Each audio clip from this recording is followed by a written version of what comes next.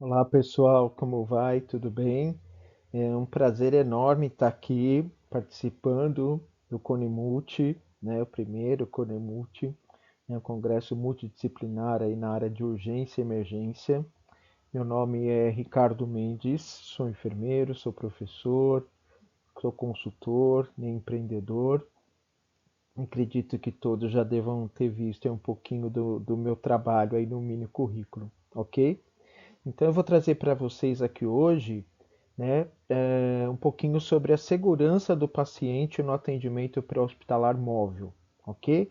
Então, para a gente começar aqui a falar um pouquinho, antes de mais nada, eu agradeço mais uma vez a toda a comissão organizadora, né, toda a comissão aí que tem dado o seu melhor para que a gente possa estar presente junto a vocês. Então, toda a equipe que idealizou o primeiro Congresso Nacional de Urgência e Emergência multiprofissional, então, né, Conemulti.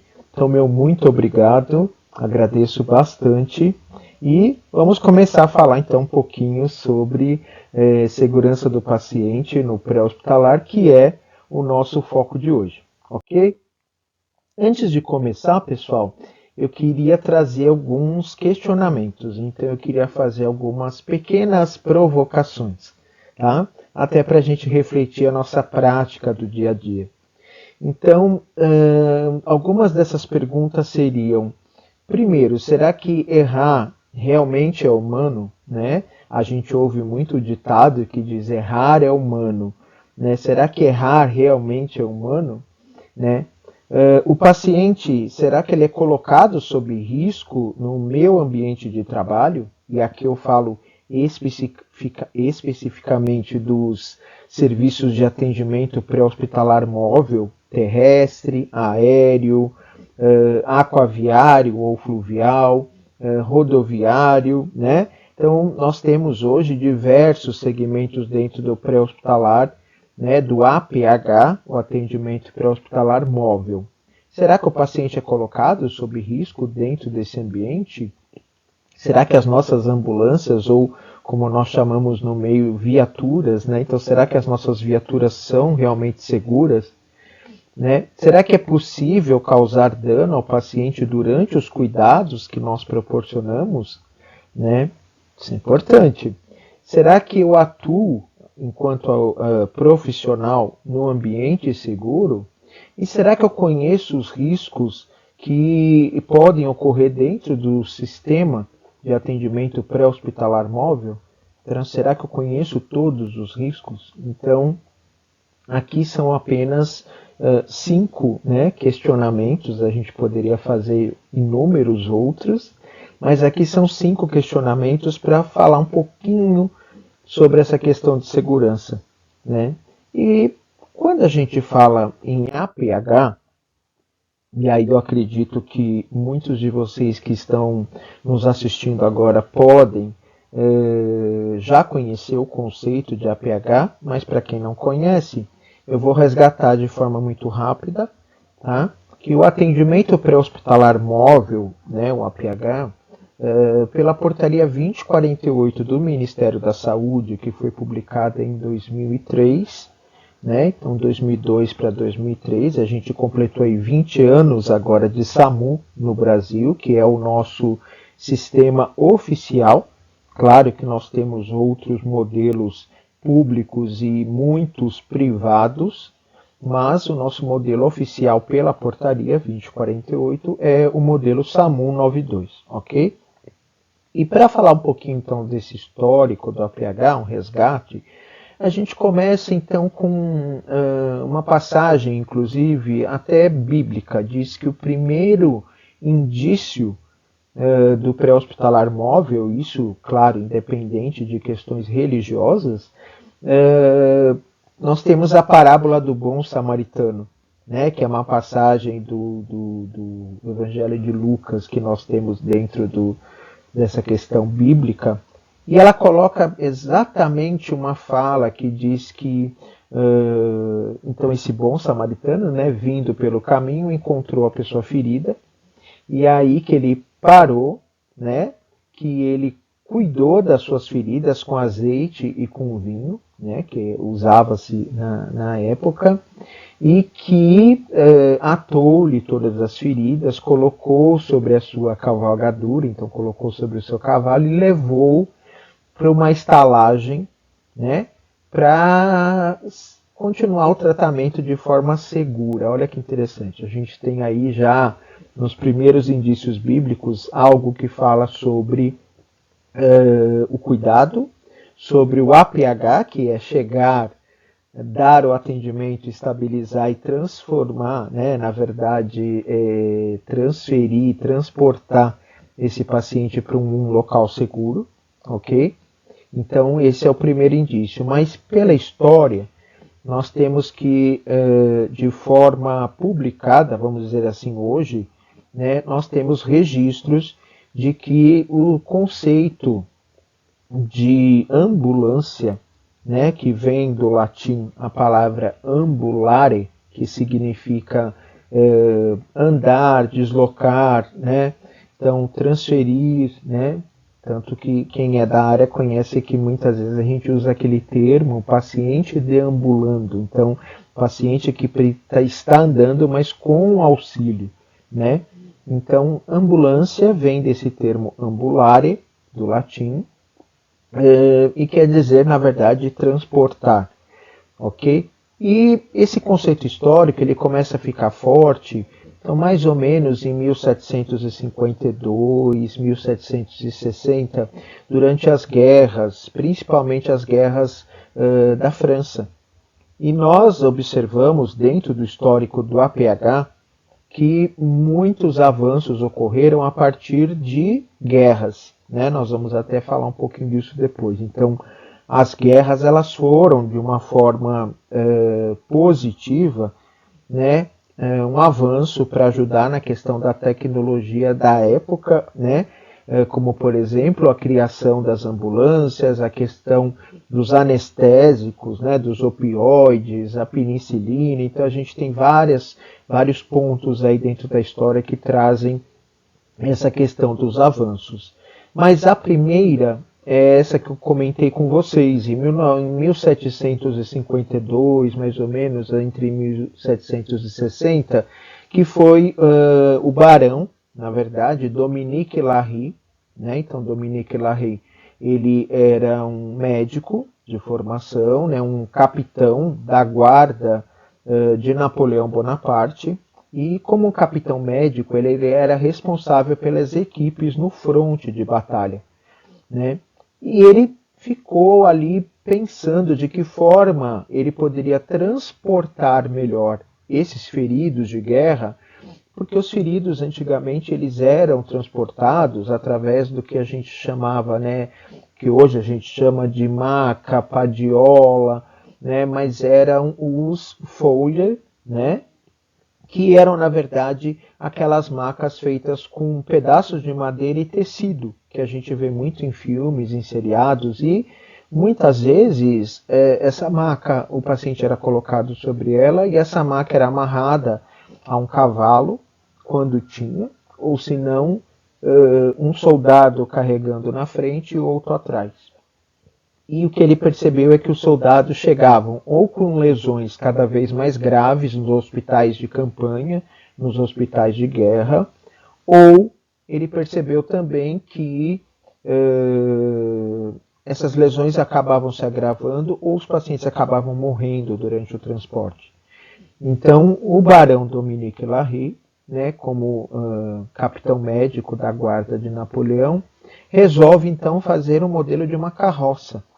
Essa carroça, simplesmente um caixote quadrado, né, liderada, na verdade, por um soldado e tracionada por cavalos, né, mais ou menos no modelo que a gente vê aqui na imagem. Então, esse modelo que a gente tem aqui é um modelo, né, que, claro, que aqui é uma imagem que traz um paradoxo entre o passado, o presente e o futuro, né?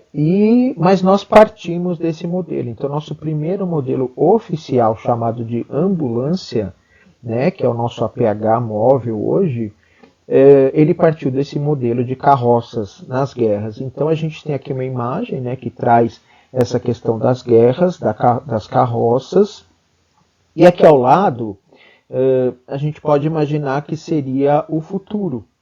Mas eu vou dizer para vocês, é o momento que assim ele já avançou muito, já é, né, uma parte do futuro, inclusive, mas eu deixo aqui a palavra futuro para mostrar que o futuro ainda não chegou literalmente. Apesar de todos os avanços tecnológicos das áreas de medicina, de enfermagem, dentro do pré-hospitalar, mas aí nós ainda não chegamos no futuro. Então, nosso presente ele é exatamente esse modelo aqui, onde nós temos as URANs, né? Unidades de resgate por atendimento a motocicletas, ou motolâncias, como nós chamamos, né? Nós temos as viaturas terrestres, as ambulâncias propriamente dita terrestres, nós temos os transportes e o resgate aeromédico, então, tanto de asa fixa, quando é uma aeronave, um avião, ou como asa rotativa, quando é o caso de um helicóptero, e também as ambulâncias, que nós chamamos muito comum na região norte e nordeste aqui do país, já que o Brasil é um território extenso, né, imenso, então nós temos peculiaridades de acordo com cada região. E aí nós temos as ambulâncias, né, que são barcos preparados para o atendimento nas populações ribeirinhas, né, e que demoram às vezes horas para conseguir chegar por conta da dificuldade de acesso que nós temos, né, mesmo que seja por rio, ou aquelas unidades aquaviárias que nós utilizamos e nós vemos no mar, como por exemplo motonáutica, como se fosse jet ski, né, para socorro do afogado, do quase afogado, ok? Então, essa é a realidade que nós temos hoje.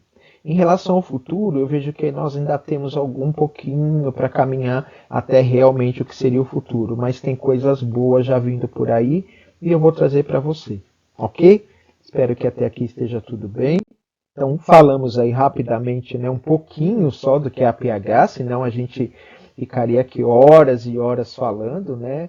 É um tema que eu gosto muito, sou formado há mais de 25 anos e desde da minha formação atuo com a PH, então tanto a parte assistencial, a parte de gestão, hoje na parte de consultoria, né, para projetos inclusive do Ministério da Saúde e a gente costuma dizer que quem é da área, né, do APH, a gente tem aquele bichinho que acaba picando e ele entra no DNA e não sai mais, né?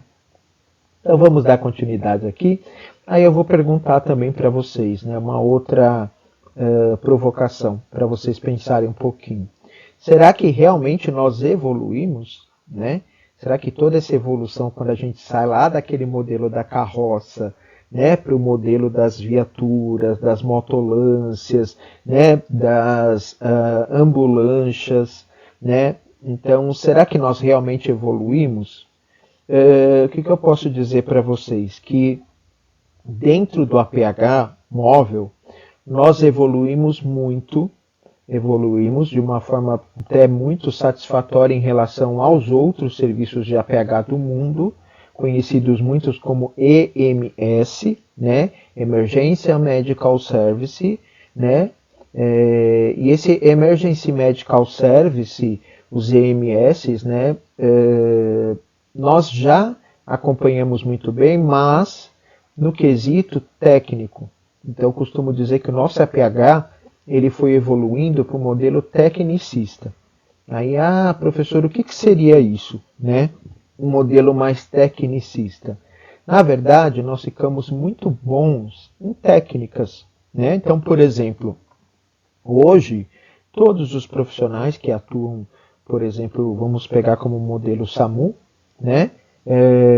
Os atendimentos feitos pelo suporte avançado, né? As USAs que vão médico, enfermeiro e condutor socorrista, ou as unidades de suporte intermediário, que agora, né, tem chegado aí com todo o vapor e necessariamente com a presença do enfermeiro com um técnico ou de 2 enfermeiros dentro da viatura, mais o condutor socorrista, e as viaturas de suporte básico, importantíssimas no Brasil, com técnico de enfermagem e condutor socorrista. Só para vocês terem uma ideia, nós temos aí uma frota quase de 4.000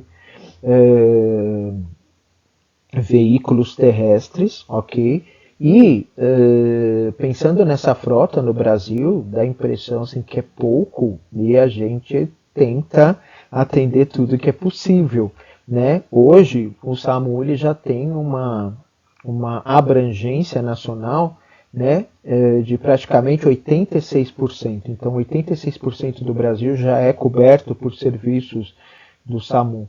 E todos, né, os profissionais, eu acredito que sem exceção, têm uma boa bagagem técnica, né? Então treinam desde o BLS, o suporte básico de vida, o ACLS para atendimento avançado em cardiologia, né? Os médicos fazem o ATLS voltado para trauma cirúrgico, os enfermeiros médicos fazem o PHTLS, então pré-hospital, né, Trauma Life Support, que é o treinamento voltado para parte de APH, os cursos que nós temos de socorrista por aí, e inclusive, falando especificamente de técnica, a gente está no momento justamente agora muito dos cursos Stop the Bleeding, né, que seria os cursos voltados para a questão da contenção de hemorragias, né, usando o torniquete.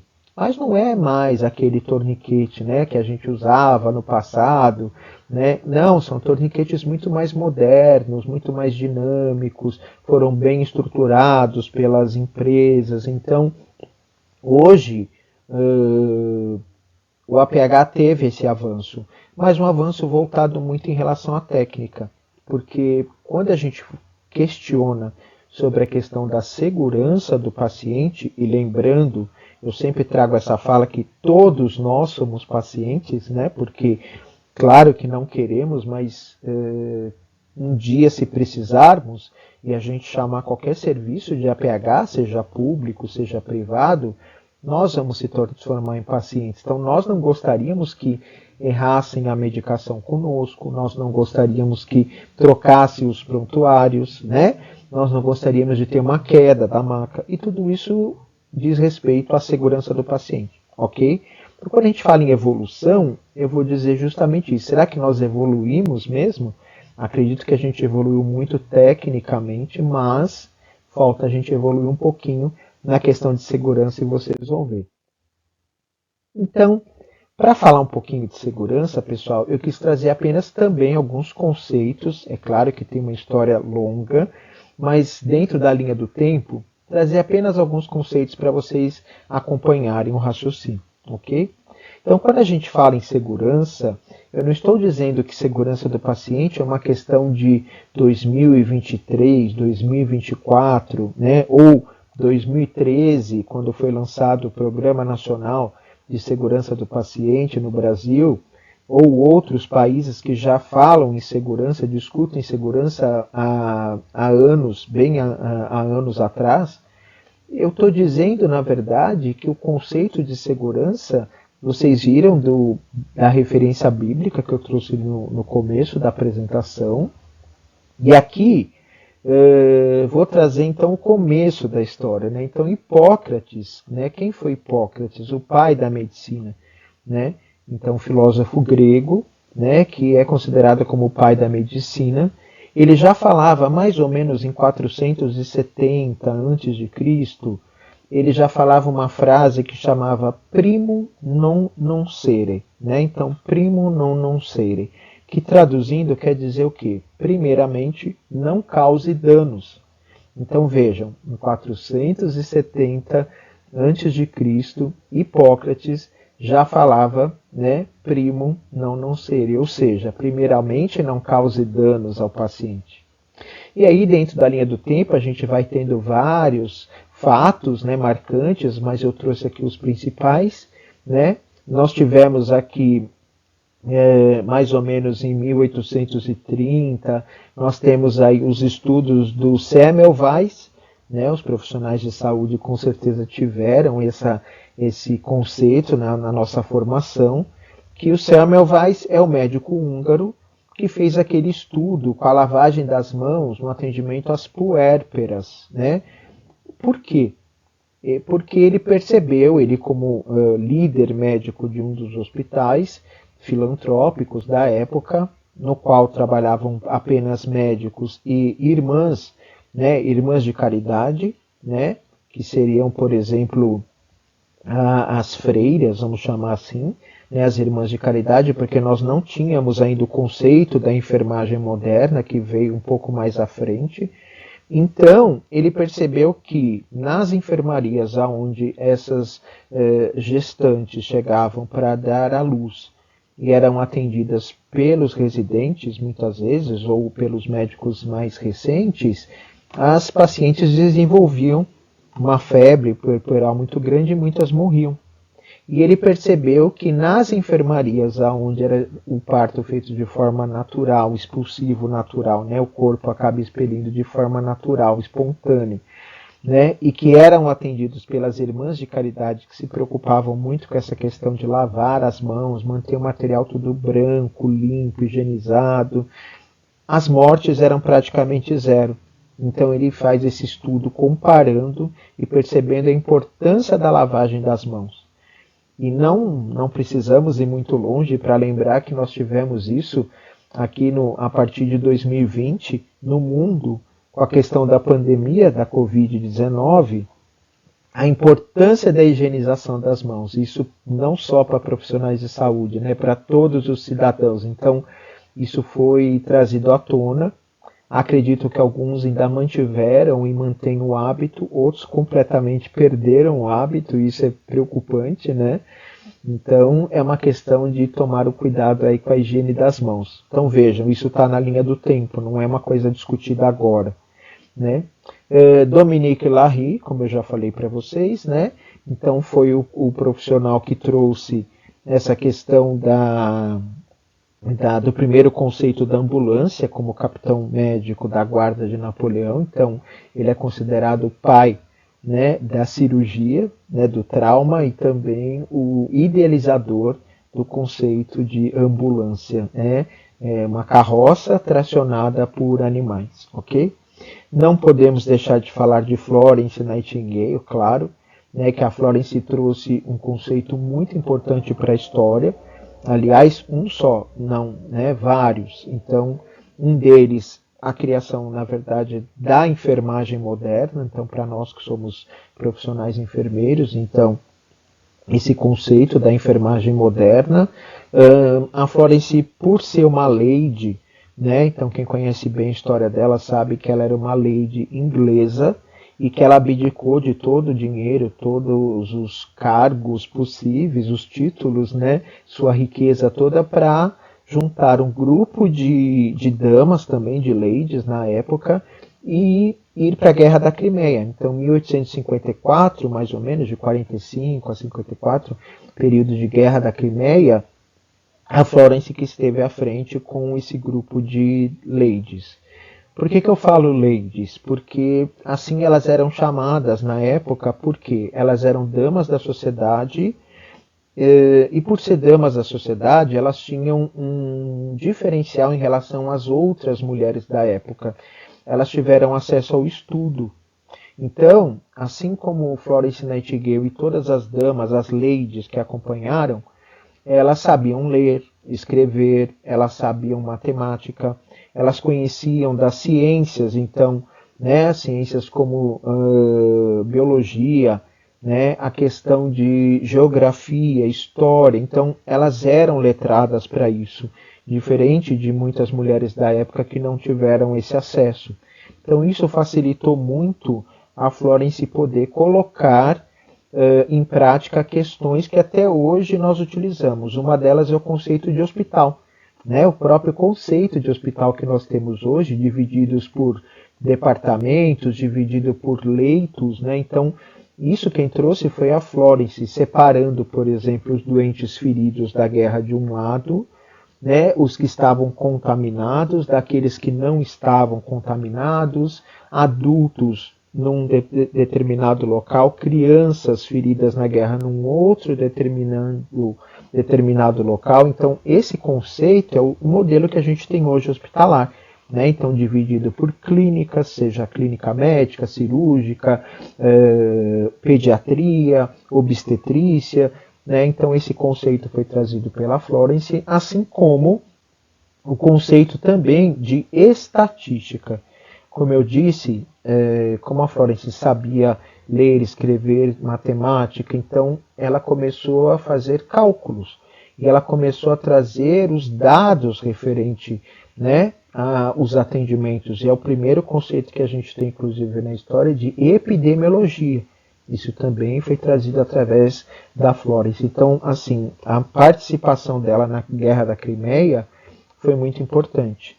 E hoje já mudou um pouco, né, no Reino Unido, né, na Inglaterra, mas por muitos anos ainda se usava o termo, né, lady nurse. Então eram as enfermeiras que faziam a faculdade, a graduação. Então quem era graduada era chamada de lady nurse, então ladies, né, enfermeiras ladies, né, então por isso para entender.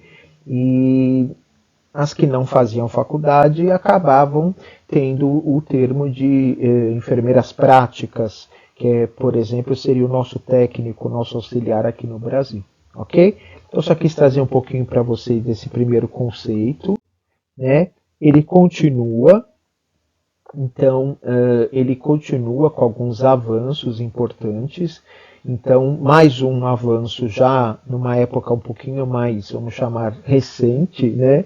Um pouco mais atualizado, mais ou menos também em 1910, 1915, mais ou menos, o Ernest Coleman trouxe grandes contribuições para a questão da qualidade e da segurança. Um deles, Ernest Coleman, então, era um médico americano, e na época ele foi contratado pelo governo para ele poder organizar os hospitais, e o Ernest Coleman acabou ficando um pouco preocupado, né? E de uma forma que ele ficou pensando o que eu posso fazer para melhorar a questão de alguns pontos que ele havia levantado, e pontos extremamente importantes, né? Como, por exemplo, não existia prontuário até então. O conceito de prontuário do paciente que nós temos hoje, né, ele foi trazido pelo Ernest Coleman, ou seja, eram fichas espalhadas, né, por todos os lados, não tinha um local único da informação do paciente para todos os profissionais acessarem. Então, ele criou esse modelo. Então, todos vão utilizar essa pasta com essas folhas e nós vamos, né, trabalhar de uma forma que todo mundo tenha acesso às informações, né, dos profissionais em tempo ali real, na pastinha, né? Então, modelo de prontuário, né, que hoje a gente já está inclusive nos prontuários eletrônicos, né? Então a gente já avançou muito em relação a isso. Mas ele criou padrões padrões de qualidade e boas práticas, e dois deles chamaram bastante atenção. Um deles era que todos os hospitais, para poder receber o pagamento do governo, né, americano, eles deveriam providenciar máquina de raio-x. Então, olha que interessante. Para a época, isso foi um grande avanço. Então, os hospitais teriam que ter raio-x, né? Hoje a gente fala em ressonância magnética, PET scan, a gente fala em tecnologias muito mais avançadas, mas para a época o raio-x era incrível você ter uma máquina de raio-x no hospital. Então, ele já se preocupava com essa questão de qualidade. E a questão também voltada para a qualidade e segurança, ter laboratório dentro do hospital, para evitar essa questão do tráfego, né, do trânsito, do transporte do material coletado, porque poderia ter hemólise durante o transporte, alguma coisa, e ter que recoletar. Então, o paciente é que sofreria com a recoleta. Então, olha o pensamento dele como é interessante, né? E a gente traz isso até hoje. Então, com esses princípios e muitos outros, uma lista enorme, o Ernest Coleman acabou fundando duas associações. A primeira foi o Colégio Brasileiro de Cirurgiões, e que existe até hoje. Então, todos os cirurgiões, Colégio Americano de Cirurgiões, então não brasileiro. O Colégio Americano de Cirurgiões, então, foi fundado pelo Coldman, e nós temos até hoje, né? E ele fundou também a Joint Commission, que hoje ela é Joint Commission International. Hoje ela vale para o mundo inteiro, é um modelo de acreditação inglês, né, americano, de uma forma a qual Coldman conseguiu trazer padrões de qualidade, né? Então, dentro desses padrões, ele não esqueceu a questão da segurança. Então, vejam, lá atrás, com Hipócrates, a gente veio passando na linha do tempo, nós ainda estamos na verdade, em 1910, 1915, já falando de segurança. Tivemos uma contribuição fenomenal em relação a isso com o Donabedian, né? Donabedian, médico turco, e que trouxe uma relação que nós usamos até hoje em todas as áreas, não só da saúde, mas em todas as áreas principalmente, mas que é a estrutura que trabalha com estrutura, processo e resultado. Ou seja, eu tenho que ter uma entrada, eu tenho que ter um modus operandi, né, para fabricação, e tenho que ter um resultado, uma saída.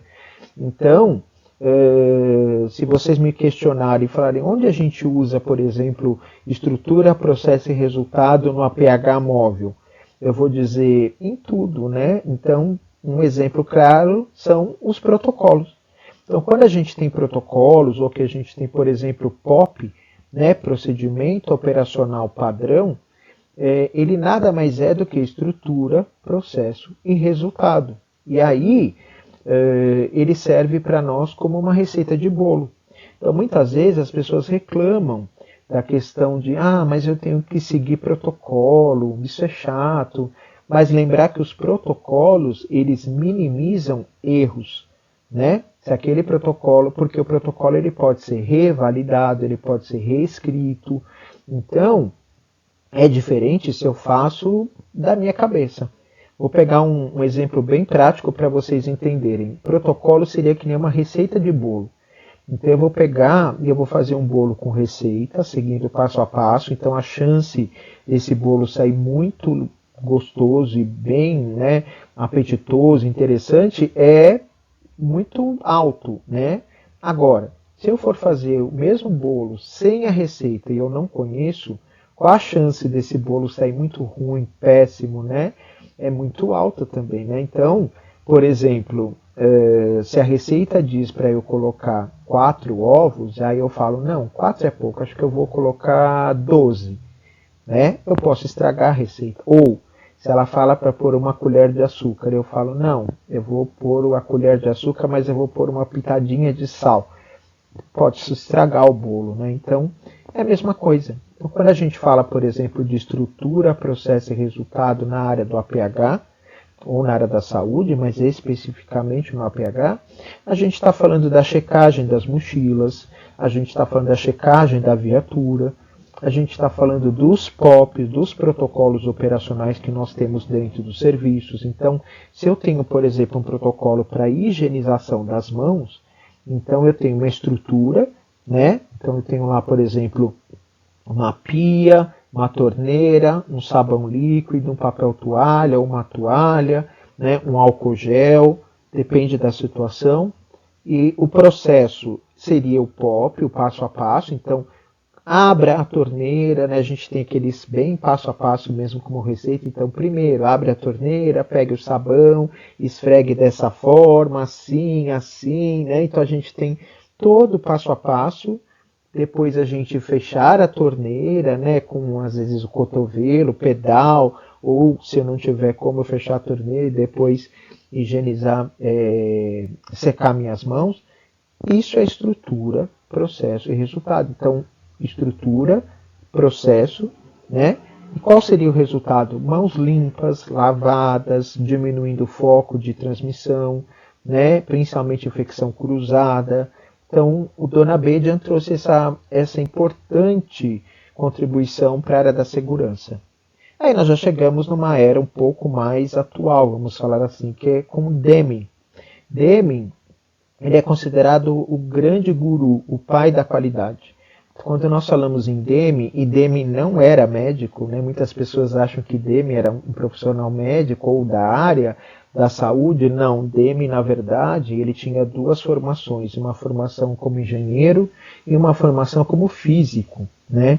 E o Deming trouxe o que a gente trabalha hoje, diversos conceitos também positivos, como processos de melhoria, né? Então, a gente, quando trabalha melhoria, a gente trabalha muito voltado para Deming. Deming tinha uma frase que acredito que todos vocês conheçam, né? Que é uma frase bem comum, que é: se eu não tenho dados, né, eu não consigo gerenciar. Ninguém gerencia nada sem dados, né? Então, como que eu vou gerenciar alguma coisa se eu não sei estatisticamente o que está acontecendo? Vou pegar um exemplo também para o APH. Como que eu posso dizer que eu tenho que melhorar e criar um protocolo de queda da maca, ou que o meu núcleo de educação vai treinar as equipes para evitar a queda, se eu não sei quantos pacientes caem por mês no meu serviço da maca? Entendem? Por isso que nós temos, por exemplo, SCIH, né? Serviços de controle de infecção hospitalar dentro das unidades hospitalares e de saúde. Por que é importante? Como é que eu vou criar um protocolo, né, de PAV, de prevenção, né, de prevenção de pneumonia em acessos ventilatórios?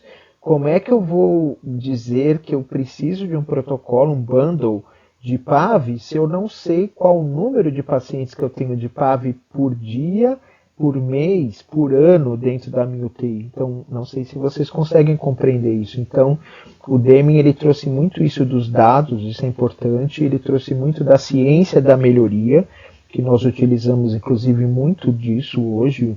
Um exemplo clássico é o próprio PDCA, né? A ferramenta PDCA, então a gente utiliza e sabe que isso é importante. Outra questão que o Deming trouxe é o papel, na verdade, para o pré-hospitalar, isso que contribuiu muito, o CRM, né? O que é o CRM? É uma metodologia utilizada na aviação. Então, por isso que as pessoas têm muito costume em fazer uma comparação entre a aviação e o pré-hospitalar móvel. Por quê? Porque nós temos processos muito parecidos.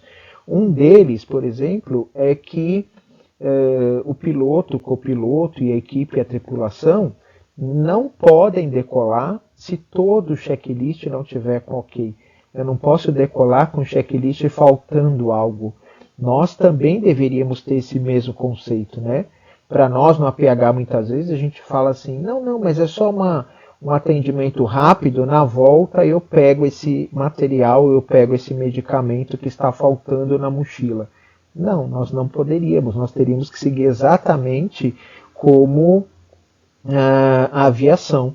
Outro caso comum da aviação, que vocês quiserem perceber, para quem já teve a oportunidade de voar, né, de voo comercial, os comissários eles têm que fazer a demonstração dos processos de segurança. Então vejam, a segurança na aviação é muito forte. Então os conceitos dos processos de segurança em todos os voos, né? Não tem como o comissário virar e falar assim, estou cansado, agora a gente já está voltando, é minha última perna do dia, né? Que a gente chama perna, essas indas e vindas. Então, é minha última perna do dia e eu não vou mostrar a máscara, né? E se naquele voo tem justamente um passageiro que é a primeira vez que ele está voando na vida? Ele já está ansioso, muitos com medo, né? E aí tem uma turbulência maior, as máscaras caem e ele vai fazer o que com aquela máscara se ele não sabe como colocar? Então, os conceitos de segurança da aviação são muito fortes dentro do pré-hospitalar. E quem trouxe tudo isso? Deming, né? Então tem vários outros conceitos que a gente também poderia ficar uma aula inteira falando só sobre as boas práticas que Deming trouxe, né? Agora, chegamos realmente no grande boom né, da segurança do paciente, que foi em 1998, 99. O que aconteceu? Os Estados Unidos, preocupados com o faturamento que estava muito alto dentro dos hospitais, por óbitos, e não óbitos esperados, né? Então, óbitos que não eram esperados, como, por exemplo, o que seria um óbito esperado? O paciente está numa fase terminal, então ele pode falecer a qualquer momento. É um paciente que veio de um acidente, ele está politraumatizado e ele tem um comprometimento muito grande de vários órgãos, então ele tem risco de falecer em poucas horas, por exemplo, né, ou alguns dias. Então, isso são riscos esperados. Agora, os Estados Unidos estavam tendo um número de mortes muito alto de pacientes que entraram, por exemplo, para fazer um procedimento simples. Vamos pensar numa exerese de verruga. Então eu vou entrar para retirar uma verruga. Só que o paciente morria. E aí eles ficavam preocupados em relação a isso, né? É diferente do nosso modelo SUS no Brasil, então lá tudo é cobrado, né? E os pacientes precisam, assim como os profissionais médicos, enfermeiros, todos, descrever muito bem isso para o seguro-saúde poder pagar, né? Então, o paciente paga e o seguro-saúde também. Então, eles encomendaram, através de uma agência famosa na época, uma das melhores agências de pesquisa no mundo, através do Institute of Medicine, então IOM. Então, o Institute of Medicine foi encarregado de contratar e acompanhar esse levantamento que foi feito nos hospitais americanos. E qual a surpresa que nós tivemos? Quando, ao final de 99, na verdade, foi publicado o relatório desse estudo de quase um ano, e nesse estudo trazia que 98 mil americanos morreram durante aquele período da coleta dos dados, ou seja, um ano praticamente, que 98 mil pacientes americanos morriam por erros, né, por danos, né, que hoje nós temos o conceito de evento adverso. Então, os Estados Unidos se chocou, né? Como assim? Nós somos o melhor país do mundo, nós temos uma tecnologia de ponta, né? Os pacientes devem entrar nos hospitais para saírem daqui vivos, curados e não morrerem aqui por causas evitáveis. Por isso que a gente fala que o evento adverso ele é evitável. A gente precisa pôr barreiras para evitar que isso aconteça. E em 2000 eles publicaram esse relatório e aí se transformou nesse livrinho, que acho que dá para vocês verem, né, que chama Errar é Humano, The Err is Woman. Né? Então o The Err is Woman, ele traz essa questão do errar é humano. Então, há aquela perguntinha no começo da apresentação, né, será que errar realmente é humano? Né? Então, o Institute of Medicine trouxe isso em 98 para até 2000, com a publicação desse livro. E isso foi um boom no mundo inteiro, começou-se a questionar a questão da segurança do paciente. Então agora a gente entra propriamente dito na parte de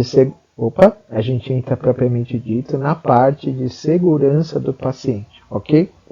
Então, como que esse movimento aconteceu depois da publicação do Errar é Humano, que inclusive esse ano completa 25 anos, então nós tivemos já vários eventos aqui no Brasil e no mundo em comemoração aos 25 anos do Errar é Humano, né, que trouxe o conceito de segurança do paciente para nós. Então, a Organização Mundial da Saúde, preocupado com o número, né, se ela falou, poxa, se nos Estados Unidos 98 mil pacientes morreram por erros, como que isso está no mundo inteiro, né? Como que acontece nos outros países, né?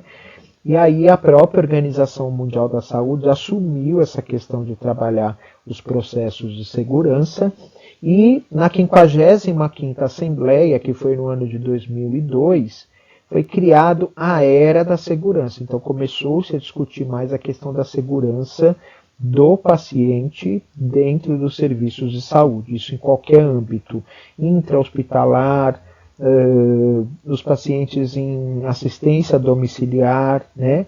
mas ainda não se falava em APH, né? Ou lá EMS. Não se falava ainda nessa época, né?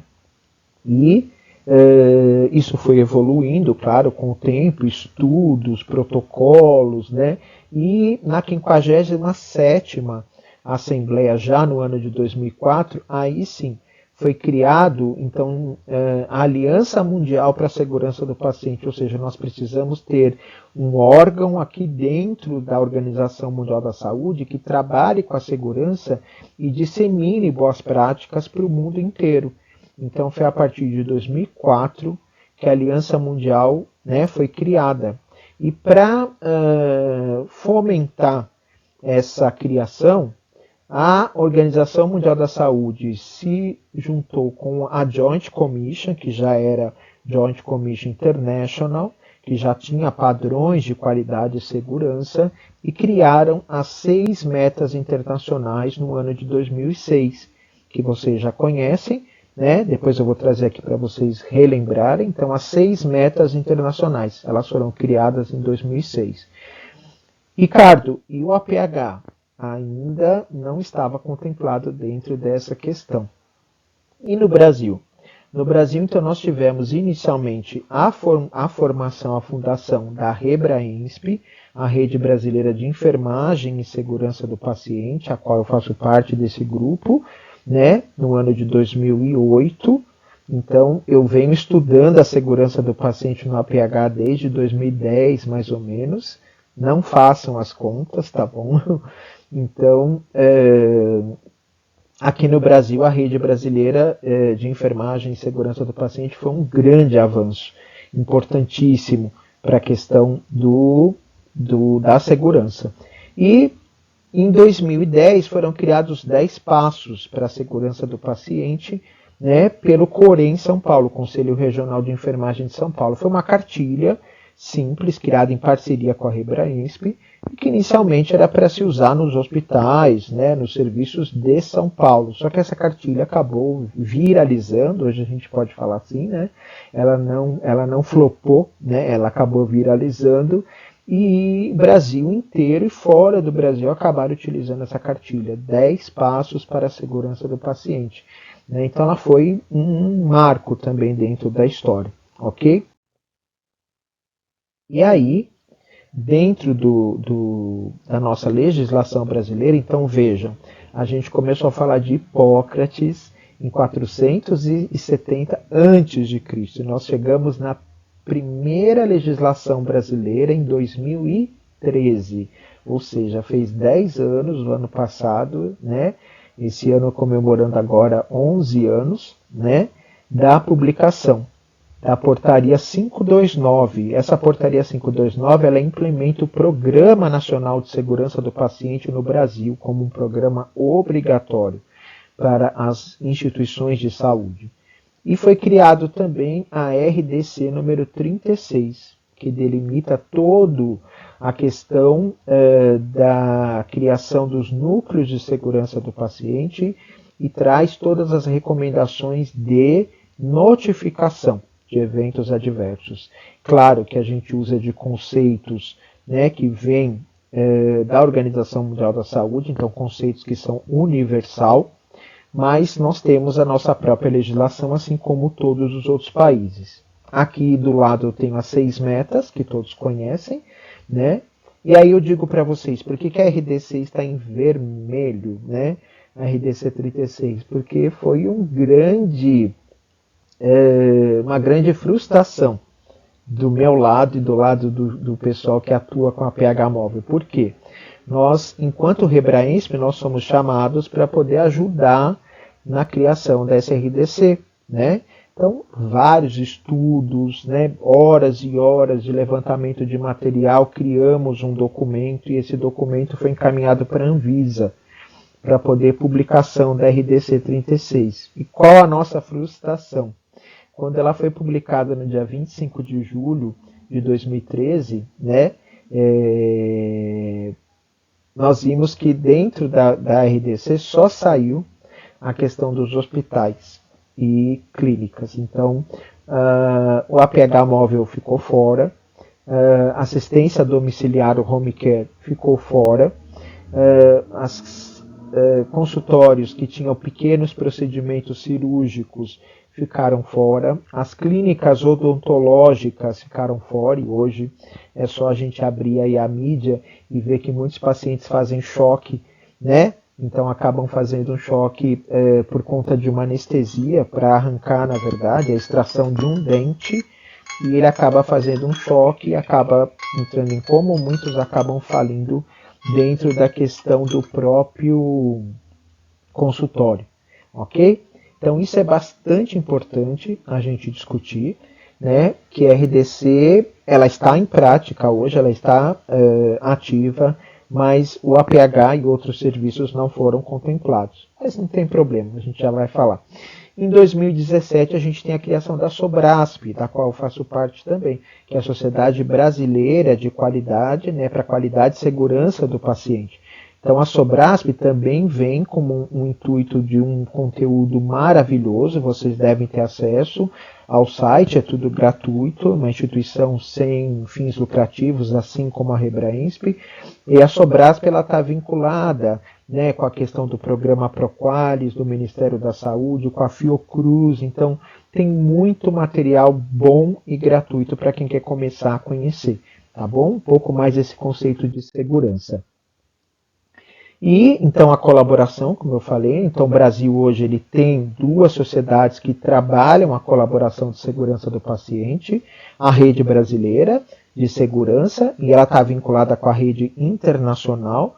Então, nós temos hoje a rede com polos espalhados pelo Brasil, inclusive vários estados, praticamente quase todos têm polos ou núcleos que são menores da Rebraensp, e a Sobrasp em âmbito nacional, também com vários grupos de trabalho, inclusive as 2 têm grupos de trabalho para discutir a questão do APH móvel, tá bom? Depois eu vou deixar o site aqui para vocês no final. Então aqui é só para vocês entenderem que a gente usa a mesma classificação da Organização Mundial da Saúde, então o que é dano, risco, incidente, circunstância, né, de risco, o NIR-MIS, que traduzindo, a gente não tem uma tradução propriamente dita, mas ele é utilizado no Brasil como uma tradução de quase erro, então aquele erro que aconteceu, mas não chegou no paciente, ou quase não aconteceu, né? O incidente sem lesão, é quando acontece o incidente, mas eu não tenho lesão, e o evento adverso. Então, o que é o evento adverso? É aquele erro, aquele dano que acometeu o paciente de alguma forma. Por exemplo, uma troca de medicação. Era para aplicar no paciente X e eu apliquei no paciente Y. Esse paciente Y vai ter uma reação, né? E quando o evento adverso é muito grave e o paciente vai a óbito, nós costumamos usar evento catastrófico. Então, evento catastrófico nada mais é do que quando o erro foi tão grande que causou o óbito do paciente, ok? E eu gosto bastante de trazer essa referência da Organização Mundial da Saúde, né? E ela está atualizada. Então, segundo a Organização Mundial da Saúde, né, os eventos adversos eles matam 2,6 milhões de pacientes por ano. Então, vejam a amplitude, a magnitude do que a gente está falando aqui. 2,6 milhões de pacientes morrem, né, por eventos adversos. 1 a cada 5 pacientes ele morre por evento adverso e evitáveis, né, como a gente falou, tem como evitar. A cada 6 horas ocorre um evento adverso no Brasil.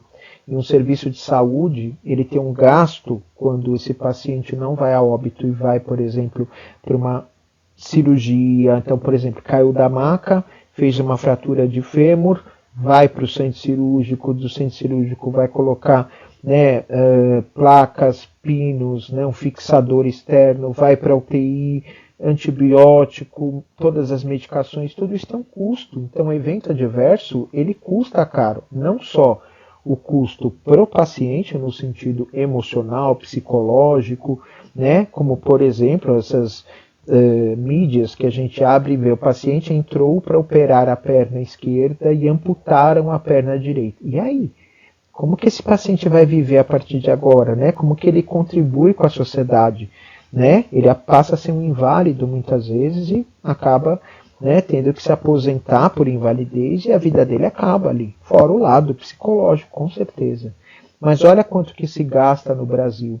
Então, a cada 6 horas a gente tem um evento adverso e a média que nós temos de custo só no Brasil é de 5,2 bilhões a 10,6 bilhões de reais, somente com gastos decorrentes de evento adverso.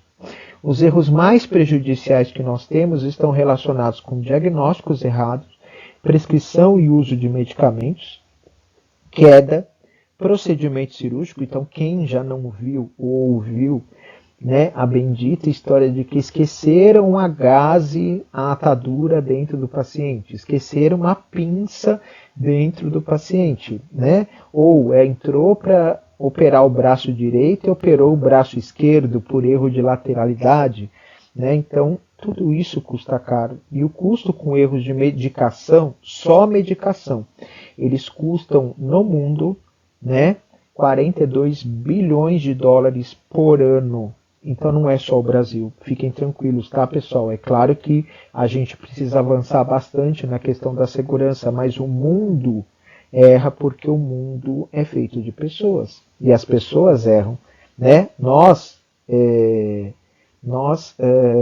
temos uma forma de errar no dia a dia, né? Quem nunca errou naquele ditado, né? Então, aqui eu quis trazer para vocês apenas alguns fatos históricos de uma forma bem rápida, tá? Que meu tempo já está bem apertado aqui. Eu gosto de falar, mas volto outras vezes quando vocês precisarem. Então, desde 48, então vejam, 1948, o Reino Unido, então a Inglaterra e o serviço de lá é o NHS, ele desenvolve protocolos específicos para a segurança desde 1948. Claro, não específico para a segurança do paciente, mas eles já trabalhavam com protocolos prevendo segurança, cuidado, né? A Joint Commission em 51, nos Estados Unidos, estabelece os padrões de acreditação que incluem pela primeira vez o cuidado centrado no paciente. E a gente não pode falar, né, do APH móvel e esquecer do cuidado centrado, mesmo que os profissionais do APH dizem, mas Ricardo, é um paciente muitas vezes para uma equipe, é um para um. Fora, claro, as situações de atendimento, o incidente com múltiplas vítimas, mas, no geral, é um para um, né? Então, será que eu vou errar? Erra, gente. Vou dizer para vocês que erram. Erra porque a gente cai no botão do automático. E quando a gente aperta o botão do automático, tem coisas que passam despercebidas. Ou o cansaço de plantão de 24 horas, 36 horas às vezes, eu fiz 12 no outro, vim para cá, estou 24 aqui, então estou cansado, então a medicação que eu leio errado, eu não leio, né? Então esses erros acontecem sim. Em 95, o London Ambulance Service do NHS, também da Inglaterra, foi o primeiro serviço acreditado pela QSAS, né, que é uma empresa de acreditação americana. Então, além dos primeiros serviços americanos já sendo acreditados nessa época, 1995, né, Londres foi o primeiro serviço fora dos Estados Unidos a conseguir essa acreditação, ok? Em 2000, diversos países já começam a utilizar notificação, mesmo que físico, no papel, mas já tinha ficha de notificação para poder utilizar em 2000. Vocês vão falar, Ricardo, já tinha no Brasil também? Eu vou falar, não. Até hoje nós temos dificuldade com isso, há 24 anos atrás praticamente, ok?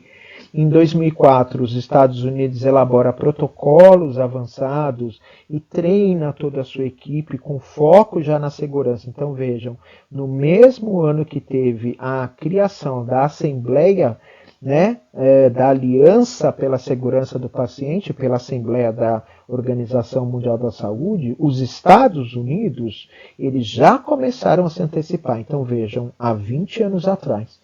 Né? Então eles deram um start muito grande. Em 2007 nós tivemos também pelo Institute of Medicine um lançamento de um livro chamado Emergency Medical Service at the Crossroads. O que ele quer dizer? É exatamente o estudo que foi feito lá no Errare Humano, só que agora apenas com serviços EMS, ou seja, apenas com serviços de APH. Ok? É interessante para quem quiser conhecer. O SAMUR, né, de Madrid, lá tem um R no final, né, porque é Serviço de Atendimento Móvel de Urgência e Resgate, então lá tem um Rzinho no final. O SAMUR de Madrid, da Espanha, é acreditado pela Joint Commission e o INEM, em Portugal, acreditado pela AXA, isso em 2007. Né? Em 2010, o NHS inglês, então vocês vejam que eu estou falando bastante do NHS, né, porque ele tem esses dados históricos latentes, a gente tem onde encontrar essas informações. Então hoje, se vocês me perguntarem qual o país onde tem um APH mais seguro, eu vou dizer para vocês com certeza é a Inglaterra, é o NHS, seguido da Alemanha e depois Canadá. Ok? Aí Estados Unidos e outros países. Então, em 2010, o NHS inglês ele integra práticas de segurança do paciente em todos os níveis, ou seja, como se fosse aqui no Brasil, suporte básico, intermediário e avançado. Então, só que lá eles trabalham com modalidades dos paramédicos também, do Basic, Intermediate e o Advantage, mesma coisa, só que com profissionais paramédicos. E também em 2010, os Estados Unidos já inova entrando com a telemedicina dentro das ambulâncias 2010. A gente está entrando agora a questão de, né, em 2020, quando começou a pandemia. A Alemanha usa de sistemas eletrônicos para notificação, então em 2011 a Alemanha já não usa mais papel, os profissionais já podem escanear através de um QR Code que fica na ambulância, eles escaneiam com o celular para notificar um evento adverso dentro da ambulância, ou eles utilizam dos tablets e celulares para poder fazer a notificação, né? Recursos tecnológicos a favor da saúde. Em 2011 houve um grande movimento, aqui é um marco bem grande, tá, pessoal? Houve um grande movimento no Canadá, onde foi o primeiro estudo oficial que nós temos no mundo sobre segurança do paciente no pré-hospitalar. Estudo formal, um estudo acadêmico, desenvolvido pelo grupo canadense de paramédicos, mais o grupo de segurança do paciente no Canadá. Então o grupo de segurança se juntou com o grupo de paramédicos e criaram o primeiro modelo, que inclusive virou um livro, né, que chama Definições de Niágara, porque esse evento ocorreu em Niágara, no Canadá, em 2011. Interessante para quem também quiser dar uma olhadinha, ok? Em 2012, os serviços de pré-hospitalar, MS da Austrália e da Suécia, eles introduzem já também a temática da segurança na formação dos seus profissionais, ok? Em 2013, o Japão acredita o primeiro serviço de pré-hospitalar vinculado com o Corpo de Bombeiros. Lá os profissionais eles trabalham muito próximo ao Corpo de Bombeiros, é muito parecido com o modelo do 911, o modelo americano. Então tem o primeiro serviço com enfermeiros, médicos e bombeiros acreditados, ok?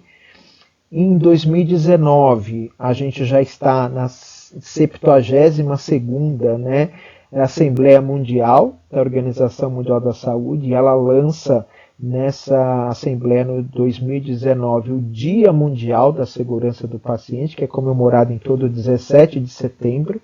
Então já tem inclusive atividades para esse ano, já estão sendo programadas. A Organização Mundial da Saúde manda para nós, e através da Anvisa, do Ministério da Saúde, é publicado para todos os serviços, para poderem fazer atividades sobre segurança nesse dia. Às vezes demora uma semana inteira de atividades.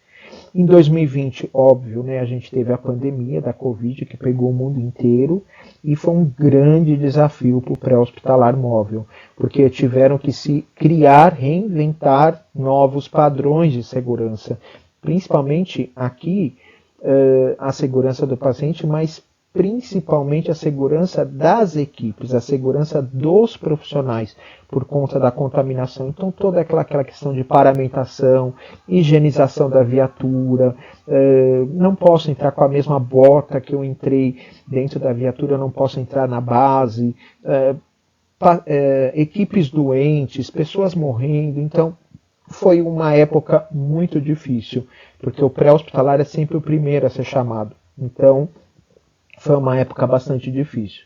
Em 2021, né, os Estados Unidos introduz a inteligência artificial já dentro dos diagnósticos rápidos, né? Isso é incrível.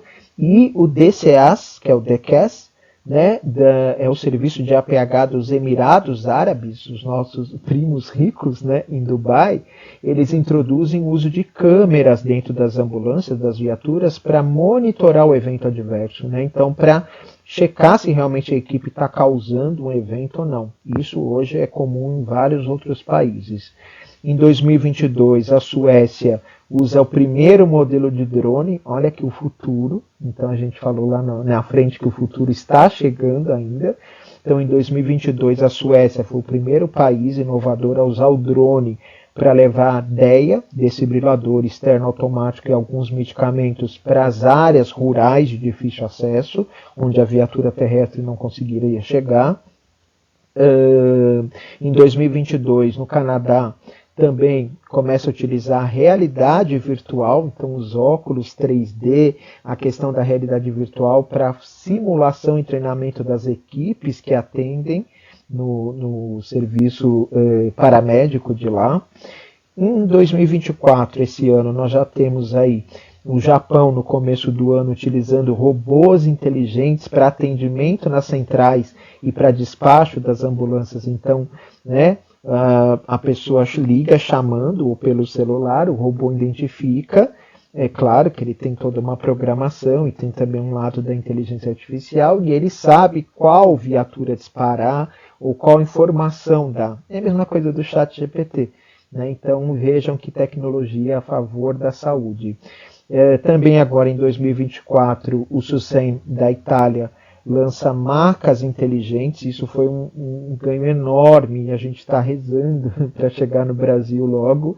São macas que pesam o paciente. Mas por quê, Ricardo, pesar o paciente que está no atendimento pré-hospitalar móvel para eu fazer a medicação exatamente na forma correta?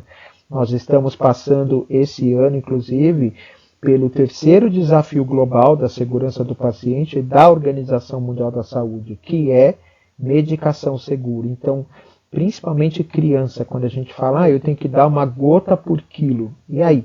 Se eu faço um peso, na verdade, presumido, vamos falar assim, ou né, arriscado, eu posso estar dando uma dose maior, né, uma superdosagem, ou menor. O problema, inclusive, da maior é que eu posso causar o óbito com uma gota. A gente sabe disso na criança, né? Então, essas macas, elas pesam o paciente e eles conseguem fazer a medicação de acordo com o peso exato do paciente. E em 2024 também o SAMU da França, que é uma referência para nós, né? O nosso modelo brasileiro ele tem um pouquinho do Canadá, um pouquinho da Austrália lá no começo, mas o nosso modelo, tanto que o modelo nacional é o SAMU, Serviço de Atendimento Móvel de Urgência, né? O SAMU da França desenvolve agora em 2024 uma maleta maravilhosa, adaptável, ela viralizou aí no Instagram, na rede, acho que muita gente deve ter visto, né? Você desce com a maleta, vai abrindo, ela vai virando gavetas, ela vira tudo, tem um banquinho que o profissional abre, senta para poder fazer a medicação com calma, com cuidado, porque o grande problema de erro de medicação é a correria que o APH nos traz. Então, às vezes, eu posso acreditar que eu estou pegando uma adrenalina e, na verdade, eu estou pegando uma atropina, né? Então, a gente tem que tomar muito cuidado. E seguimos, como tem ali o nosso, né, a nossa ambulancinha ali. Aqui é só para trazer para vocês, já está terminando, tá, pessoal? Aqui está trazendo para vocês, então, quais são os riscos mais comuns no APH e que a gente ainda precisa trabalhar bastante. É claro que tem diversos, mas esses são os mais comuns. O primeiro é a prevenção de quedas da maca, acontece muito. O segundo é a questão de medicação segura. e aí eu chamo a atenção para as viaturas de suporte avançado de vida, onde eu tenho médico, enfermeiro, e não é feita a dupla checagem, e a dupla checagem é uma exigência, né, por legislação, então as medicações que eu preciso checar, né, fazer essa dupla checagem. Se até dentro da farmácia você vai comprar um medicamento com uma receita controlada, o balconista pega e vai checar com o farmacêutico para ver se está tudo ok. Então por que nós não fazemos, né? A comunicação efetiva, então não adianta só trabalhar o código Q, né, o nosso QAP, QRV, QRU, né, isso não garante que a nossa comunicação é efetiva, tem muito erro. Às vezes o profissional médico na central de regulação fala uma coisa e eu que estou lá na ponta ouço outra coisa e executo de forma errada, ok? E começar a trabalhar o disclosure. O que é o disclosure? Disclosure ele também não tem uma tradução especificamente no português, mas nós podemos chamar de revelação. O que é o disclosure, então? É saber reconhecer o erro, informar o paciente, quando ele está consciente, ou os familiares, acompanhantes, sobre que houve um erro, que houve um evento adverso. Então, nós não podemos mais jogar para debaixo do tapete. Isso é de extrema importância que a gente possa falar, né, sobre os erros. E nós temos um problema. Veja esse reloginho do meio. Ele marca 74,7%, desculpa que a porcentagem ficou para baixo ali na hora que abre o slide, 74,7% do mundo eles fazem notificação de eventos adversos dentro dos serviços de APH. A bibliografia fala que o ideal seria 80%, então o mundo já está chegando. Mas e no Brasil, Ricardo? No Brasil, a maioria dos serviços de APH móvel, eles reconhecem que tem um evento, mas apenas 7,9% são notificados. E aí, uma ressalva, 7,9% dos serviços que possuem núcleo de segurança do paciente. Porque como eles não estão contemplados na RDC 36, eles acreditam que não é necessário. Só que nós temos, graças a Deus, serviços que saíram à frente. E trago uma notícia boa também. Nós temos muito mais núcleos hoje de segurança do paciente cadastrados na Anvisa, né, para fazer a notificação de serviços públicos, como o SAMU, como o CIAT, como outros serviços que a gente tem pelo Brasil, do que as empresas privadas. A gente achou que o privado seria o primeiro. Não, o público foi o primeiro a criar isso, ok? Mas ainda é um problema de cultura.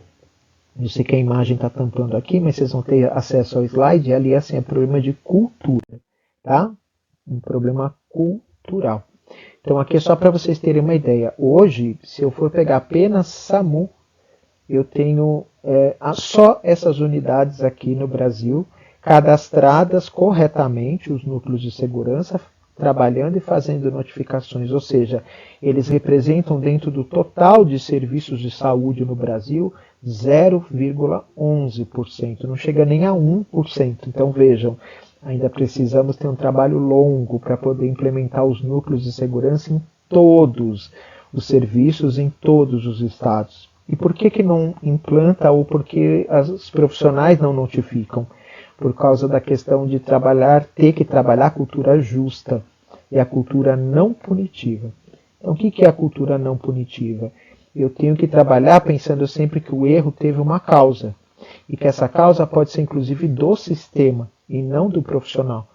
Exemplo, eu posso pegar uma medicação que as duas vêm com o mesmo frasco, a mesma embalagem, tudo igual. Só que o sistema não me notifica, por exemplo, com uma etiqueta colorida que essa medicação é A e essa outra com uma etiquetinha verde é a B.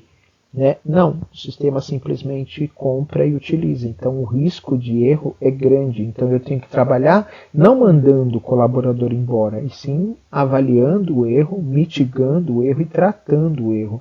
É para isso que existe o núcleo de segurança do paciente e o gerenciamento de risco, para que a gente possa trabalhar esses eventos adversos ou quase erros, danos, né, como vocês viram, o que é diferente de violação, que eu coloco aqui inclusive.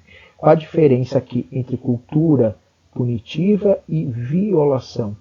É a questão que a violação é quando eu sei que eu estou errado, eu vou lá e faço assim mesmo, ok? Então, eu estou violando os protocolos, os processos, os manuais, as normas, violando inclusive a legislação. Exemplo, não pode beber e dirigir.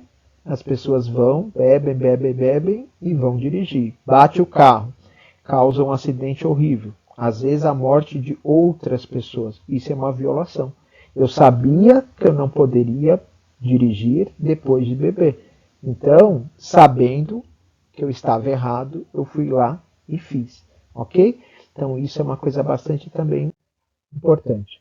Aqui eu só trago alguns pontos importantes para vocês verem depois, que são fatores que podem prejudicar a questão da cultura e favorecer os erros, os danos, tá?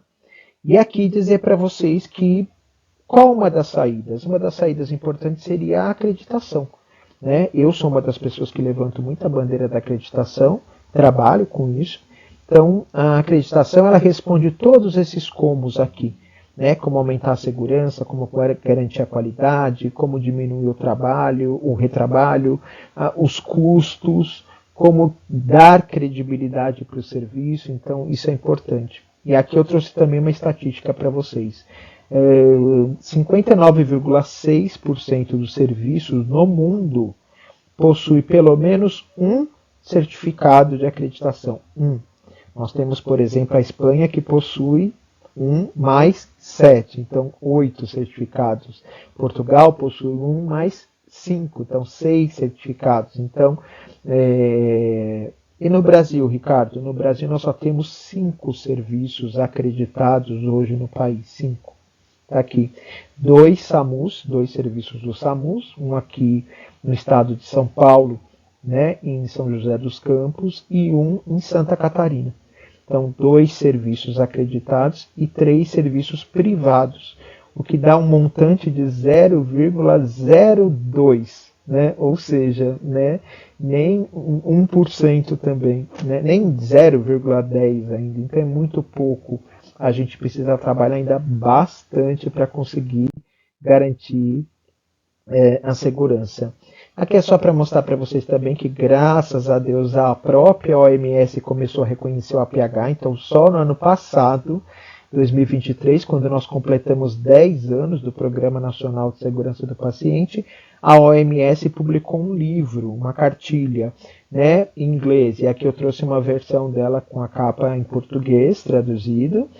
Vocês conseguem baixar esses materiais pelo site da Organização Mundial da Saúde, a OMS, né? E aí, olha que maravilha, em 2023 ela incluiu esses 4 serviços, então provedores de cuidados paliativos, estabelecimentos de saúde mental, os estabelecimentos de longa permanência, né, as instituições de longa permanência, e olha que maravilha, provedores de serviços de cuidados pré-hospitalares. Então, desde a criação, então vocês viram, a gente falou da OMS lá em 2004. Então, em 2023 que o APH começou a fazer parte oficialmente, tá? E só que enquanto isso, aqui do lado eu trago o manual da NAENT, que acredito que todos conheçam. A NAENT é a instituição que cuida de todo o treinamento e capacitação dos paramédicos, não só nos Estados Unidos, como mundo afora, outros profissionais, como por exemplo nós, a NAENT traz o PHTLS, o AMLS, então esses cursos são da NAENT. Enquanto 2023 a OMS publicava a primeira vez incluindo o APH móvel, nos Estados Unidos eles já estavam na 3ª edição. Então está aqui, né? Eles já estão na 3ª edição, né, do IMS Safety, né? Então da segurança no sistema pré-hospitalar deles. Então, para a gente poder observar. E aí, só para encerrar, as contribuições que a Sobrasp e a Rebraensp têm feito. Então, aqui do lado um exemplo da nota técnica, que a gente tem aqui em relação à questão das enchentes que nós tivemos no sul, da catástrofe climática que nós tivemos, e todo mundo apoiou de alguma forma, a Rebraensp também, e dentro desse documento foi escrito um específico para transporte, para APH, para esses prepara, atendimento e transporte seguro de pacientes em desastres naturais envolvendo enchentes. Então, nós tivemos a participação, né, nesse material que foi divulgado e utilizado, inclusive, pelas unidades da Força Nacional do SUS e dentro do próprio estado, do Rio Grande do Sul. Aqui a cartilha, que foi lançada o ano passado, Faça Ouvir a Voz do Paciente, que era o tema do Dia Mundial da Segurança do Paciente, como eu falei, 17 de setembro do ano passado. E aqui do lado tem um modelinho da cartilha que nós também temos um capítulo de APH lá, e vocês conseguem baixar gratuitamente no site da Sobrasp. E aqui onde tem essa setinha é a questão do Abril pela Segurança do Paciente, que desde 2019 que o Brasil já comemora também. Então vejam, em setembro é o Dia Mundial, é o mundo inteiro comemorando. E no Brasil, aí cada país tem o seu Dia Nacional de Segurança, o nosso é sempre em abril. Então o mês de abril ele é considerado abril pela segurança do paciente, e a cor da segurança, né, se a gente falasse daqueles laços, né, a cor é laranja, ok? Aqui é só para vocês saberem um pouquinho do que a gente tem trabalhado. Eu agradeço muito vocês pela presença, pela participação. Eu queria deixar aqui à disposição, através do QR Code vocês conseguem acesso ao meu site e conseguem acesso aos meus contatos, se vocês tiverem alguma dúvida, quiserem tirar alguma dúvida. Aqui eu deixo o link do site da Sobrasp e o link do site da Rebraense para vocês buscarem mais, conhecer um pouquinho, fazer downloads de material. A Sobrasp tem muito material, tá bom? E Mentorat é a minha empresa de consultoria em atendimento pré-hospitalar e eu estou à disposição. Então, eu queria parabenizar todos mais uma vez pelo evento, tá? E deixar um grande abraço para vocês. E desculpa aí se eu passei um pouquinho do tempo, tá bom? Obrigado, viu, pessoal? Tchau, tchau. Até mais.